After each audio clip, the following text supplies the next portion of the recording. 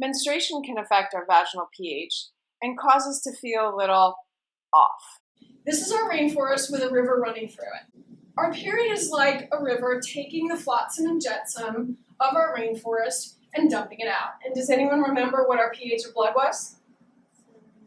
7. 7.4, right. So you've got this alkaline material, fluid, going down into your acidic space. So sometimes people can be sensitive when they're having their period. There are lactobacillus inserts to, rebalance yourself if your period is upsetting you.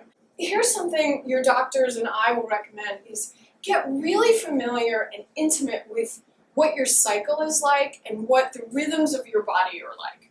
So know what your discharge is like at different times of the month. A healthy discharge is sort of like egg white. It's got a little bit of bounce to it. Certain times of the month it'll be more fluid and liquidy. Other times of the month it'll be more elastic. If it has an odor, and according to all the gynecologists I've spoken to, about 20% of women either do have or think they have some kind of odor.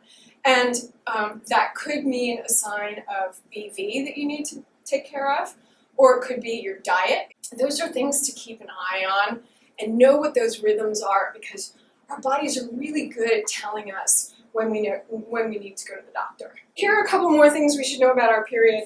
Wash your hands before inserting tampons. We tend to wash our hands after we've inserted a tampon. Let's make sure that we do it on the front end as well. You also want to pee completely void as much as you can before you put a tampon in. The maximum you want to leave one in is 8 hours, because bacteria can start to grow, again, that dark, wet, warm space. And you want to use, especially if you're susceptible to infections, light absorbency tampons. And if you're just coming out of healing from a yeast infection or BV, you want to maybe avoid tampons for about a month so that you're not, putting anything dry and frictiony up in there until you're like completely healed and had enough time to rebound.